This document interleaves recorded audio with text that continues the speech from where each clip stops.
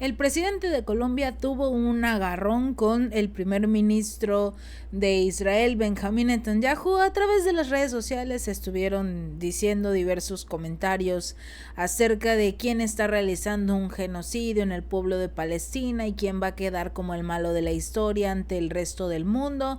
Bueno, se dijeron comentarios muy interesantes entre estos dos mandatarios. Primero, el presidente de Colombia, Gustavo Petro, instó a la Corte Penal Internacional y al Consejo de Seguridad de la ONU a tomar medidas para evitar un genocidio del pueblo palestino en la ciudad de Rafah, en la Franja de Gaza.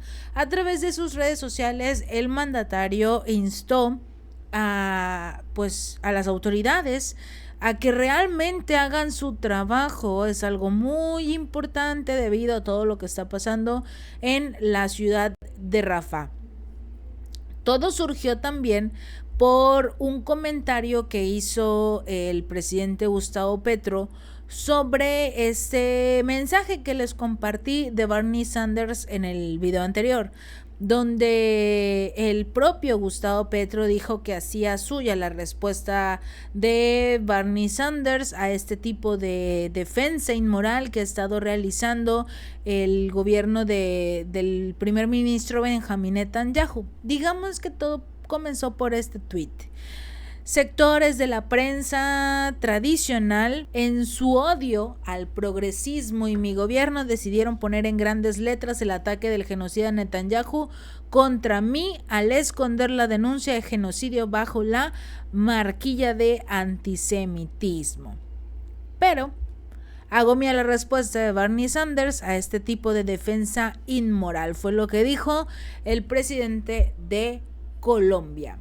¿Por qué es importante? Porque si lo recuerdan en el video anterior de Bernie Sanders, él le dice que no es antisemítico condenar lo que él está haciendo en la Franja de Gaza, condenar cómo están retirando los estudiantes que se están manifestando, más de 625,000 estudiantes que se están quedando sin oportunidades para estudiar debido a que están lanzando su apoyo a Palestina. No es antisemítico decir que lo que ellos están haciendo, como el bloqueo de ayuda humanitaria que entra a la Franja de Gaza, se está viendo prohibido por ellos, permitiendo que cientos de niños, miles de niños se queden sin comida, sin nutrición y obviamente defendiendo todo este tema de lo que ocurre en la Franja de Gaza en favor de los palestinos. En este caso, recordemos que el Gabinete de Guerra de Israel aprobó este fin de semana una expansión medida de la operación militar en la ciudad de Rafah, a pesar de que se suponía que solo iban a estar en los alrededores para tratar de llegar a los que supuestamente forman parte del grupo Hamas. Pero el primer ministro de Israel, Benjamín Netanyahu, se comprometió a seguir adelante con la ofensiva, incluso y a pesar de la amenaza de Estados Unidos de reducir su ayuda militar si entraban a la ciudad. ¿Y qué fue lo que dijo Gustavo Petro sobre esto? Precisamente se manifestó en contra de dos instituciones que ya nos han dejado mucho que desear. Primero, la Corte Penal le dijo Gustavo Petro que Netanyahu no detendrá este genocidio, lo cual implica una orden de detención internacional de la Corte Penal. Y también que el Consejo de Seguridad de la ONU debe entrar a considerar el establecimiento de una fuerza de paz en el territorio de la Franja de Gaza.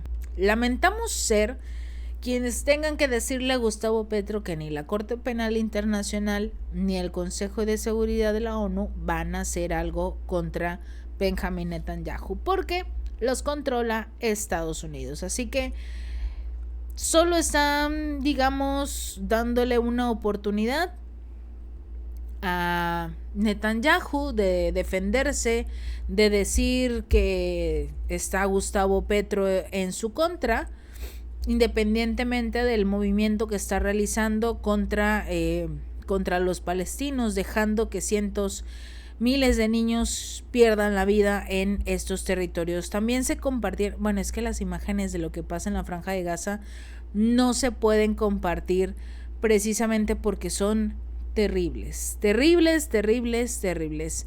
Vimos al presidente de Turquía, Recep Tayyip Erdogan, que al igual que Gustavo Petro, ha hecho declaraciones en contra de Netanyahu. En una declaración oficial del presidente turco dijo que Netanyahu finalmente ha alcanzado un nivel de genocidio que haría que Hitler tuviera celos de él. Esta fue una de sus declaraciones, obviamente en contra de Netanyahu. Pero esta solo fue la primera parte de esta contienda.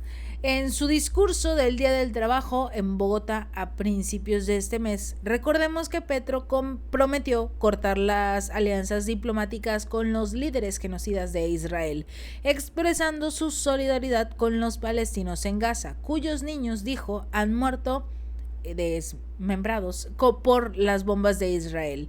También dio un comentario donde precisamente le respondió a Netanyahu.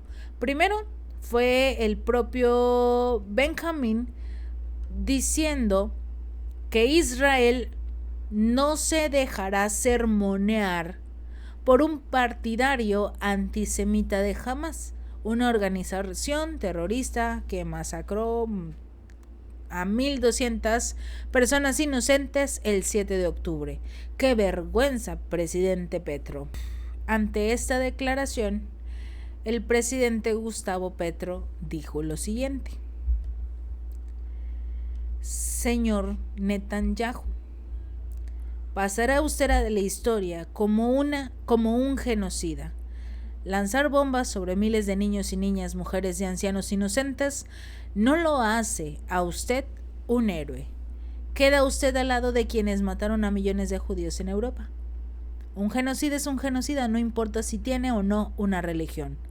Intente al menos detener la masacre. Esta fue la respuesta de Gustavo Petro. Al primer ministro Benjamín Netanyahu está diciendo de sus... No se le quitan, obviamente no se le resta importancia jamás, porque una vida es una vida. 1,200 personas perdieron la vida en el ataque del pasado 7 de octubre y no se le resta importancia a cada una de las personas que perdieron la vida en este ataque, sobre todo teniendo en consideración que el propio Joseph Borrell, el jefe de la política exterior de la Unión Europea, dijo que el grupo Hamas fue creado por el propio Israel para poder justificar sus ataques en la Franja de Gaza. Así que quizás estas 1,200 personas que perdieron la vida el pasado 7 de octubre podrían también sumarse a las más de 35,000 personas que han perdido la vida en la Franja de Gaza por los ataques de Israel. Si Israel creó Hamas, entonces estas 1,200 inocentes que perdieron la vida se suman a los más de 35,000 que han perdido la vida en Palestina por los mismos ataques, porque sería el mismo grupo, Israel, tratando de destruir a estas personas, porque un genocida es un genocida sin importar si tiene o no religión, y por lo menos intente hacer un alto al fuego, porque el grupo Hamas ha hecho diversas solicitudes para detener los ataques, e incluso las autoridades de Palestina han hecho una enorme súplica para detener los ataques, pero sobre todo para permitir el acceso a la ayuda humanitaria que está estancada en Israel o a las afueras de Egipto, pero que Israel no permite el acceso. Entonces cientos de personas, también miles de personas de hecho, están perdiendo la vida porque no hay comida, no hay agua, no hay medicamentos. Y si a eso le sumas que los ataques van a seguir sin importar lo que pase porque tienen el permiso de Estados Unidos, entonces, ¿cuál es realmente el juego? ¿O cuál es realmente el objetivo? Porque Estados Unidos tiene la intención, y eso es algo que se me olvidó recordarles este domingo en el en vivo, que Estados Unidos tiene la intención de enviar tropas a Israel entre comillas, a la Franja de Gaza.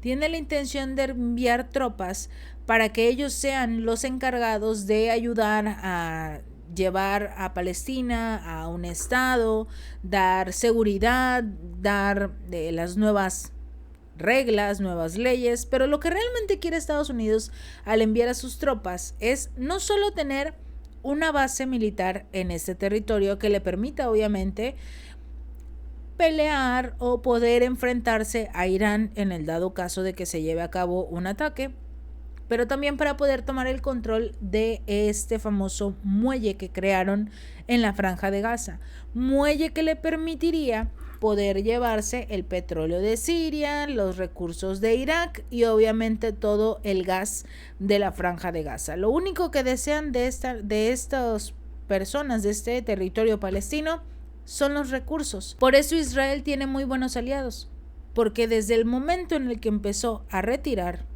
de sus hogares, de sus territorios a los palestinos y empezó a hacer negocios con Estados Unidos, entonces le dijeron tú te quedas ahí y quédate con todo el territorio, siempre y cuando sigamos haciendo negocios. Esto es un negocio para Israel y uno mucho más grande e interesante para Estados Unidos.